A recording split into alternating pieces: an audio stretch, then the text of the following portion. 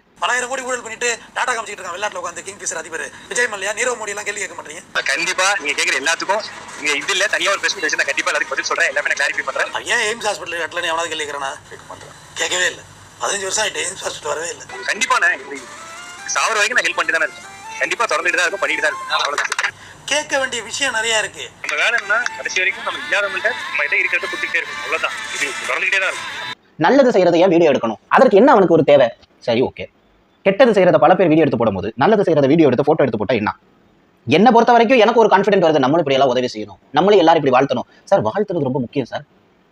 நானும் வாழாவை எவ்வளவு தடவை வாழ்த்திருக்கேன் தெரியுமா? எங்க அம்மாலாம் அவ்வளவு வாழ்த்திருக்காங்க. அந்த பையன் நல்லா இருக்கணும், நோய் நொடி இல்லாம நல்லா இருக்கணும், அவங்க அம்மா நல்லா இருக்கணும், அவங்க வம்சமே நல்லா இருக்கணும், அப்படியெல்லாம் வாழ்த்திருக்காங்க சார். நான் வாழ்த்திருக்கேன் சார். நீடூழி வாழணும் அப்படிங்கிற மாதிரிலாம் நாங்க சொல்லியிருக்கோம் சார்.